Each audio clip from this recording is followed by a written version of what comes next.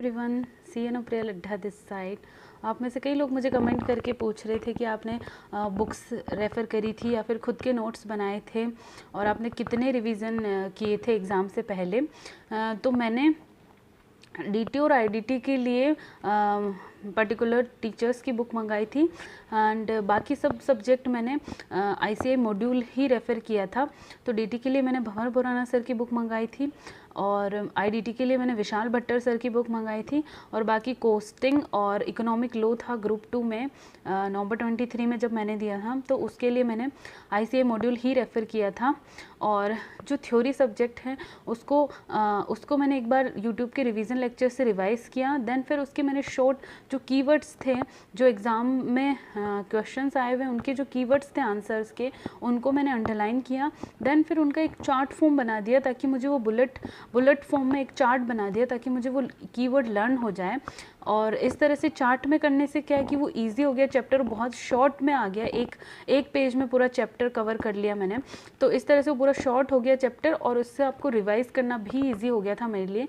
And जो practical subject हैं, पहले मैंने यूट्यूब के रिवीजन लेक्चर्स लिए, देन फिर क्वेश्चंस मैंने आईसीआई मॉड्यूल से करे थे क्योंकि आईसीआई मॉड्यूल के क्वेश्चन करना बहुत इंपॉर्टेंट है। उसके आपको 100% क्वेश्चन करने पड़ेंगे, एक भी क्वेश्चन उसका आप नहीं छोड़ सकते। जो चैप्टर के अंदर जो एग्जांपल्स, टेस्ट और नॉलेज के क्वेश्चन है वो आपको 100% करने पड़ेंगे, सारे के सारे आपको करने पड़ेंगे क्योंकि आईसीआई मॉड्यूल भगवान है, उसके अलावा आपको और कुछ नहीं करना है।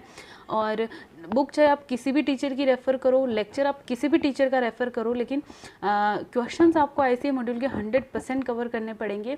प्लस आरटीपी और एमटीपी के क्वेश्चन भी मैंने साथ के साथ में, जैसे ही चैप्टर कंप्लीट हो जाता था उसके साथ ही मैं कर लेती थी। एंड देन मैंने कम से कम 2 या 3 रिवीजन तो लगाए थे एग्ज़ाम से पहले। बट जब मेरा पहला रिवीजन हो जाता था उसमें मैं इंपॉर्टेंट एलडीआर क्वेश्चंस मार्क कर लेती थी, यानी कि जो एक जैसे क्वेश्चन होते थे जो सेम है, बस क्वेश्चन में थोड़ी सी इन्फॉर्मेशन चेंज कर दी, बाकी आंसर सेम है, तो मैं उनको कट करती जाती थी और क्वेश्चंस को मार्क करती जाती थी ताकि मैं अगला रिवीजन करूँ तो मेरे पास क्वेश्चंस कम हो करने के लिए, क्योंकि एक जैसे क्वेश्चंस को मैं हटा देती थी।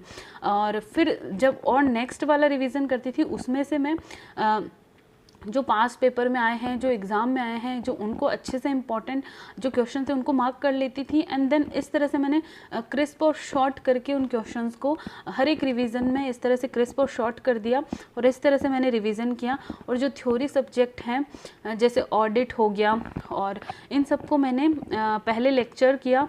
देन फिर इसके जो कीवर्ड्स थे उनको एक पॉइंट के फॉर्म में, एक चार्ट के फॉर्म में पूरे चैप्टर को एक पेपर पे लिखा। देन उनके पॉइंट्स के फॉर्म में उनके आंसर लिखे हैं। इस तरह से कीवर्ड्स को मैंने लर्न किया और हर बार मैं उन्हीं कीवर्ड्स पे ही फोकस करती थी क्योंकि एट लास्ट हमको एग्ज़ाम में कीवर्ड्स तो लिखने ही पड़ेंगे और आपको आईसीआई मॉड्यूल से ही पढ़ना पड़ेगा थ्योरी भी, क्योंकि आप शॉर्ट में नहीं पढ़ सकते, पहले आपको पूरा पढ़ना पड़ेगा, देन आप शॉर्ट फॉर्म खुद से बनाओगे। और कोशिश ये करना है कि आपको कुछ भी नहीं छोड़ना है क्योंकि आईसीआई कहीं से भी क्वेश्चन पूछ लेता है। ऐसा नहीं कि वो पीछे जो आंसर लिखे हैं उसने वो ही पूछेगा, टेस्ट नॉलेज है वो ही पूछेगा, वो तो है ही है, प्लस वो जो एक्स्ट्रा कुछ भी छूट जाता है वो उसमें से भी पूछ सकते हैं। तो आपको कोशिश ये करनी है कि आपको 100% कवर करना है। एंड देन फिर उसके कीवर्ड्स को आप शॉर्ट करके और जो की लाइन्स हैं उनको चार्ट फॉर्म में लिख के आप इस तरह से लर्न कर सकते हैं। लेकिन कुछ भी छोड़ना, मतलब वो आपका लक है कि बाय चांस वो क्वेश्चन या वो जो आपने छोड़ा है वो नहीं आए, लेकिन जनरली आईसीआई जो अपन छोड़ते हैं उसी पे क्वेश्चन बनाता है। इसलिए कोशिश ये करनी कि कुछ भी नहीं छोड़ना। आईसीआई मॉड्यूल को तो आपको 100% कवर करना ही पड़ेगा। So that was my strategy to clear my exam. I hope you like it. और अगर आपको और किसी भी चीज़ से, सब्जेक्ट से रिलेटेड कुछ भी जानना है तो आप मुझे कमेंट करके बता सकते हैं।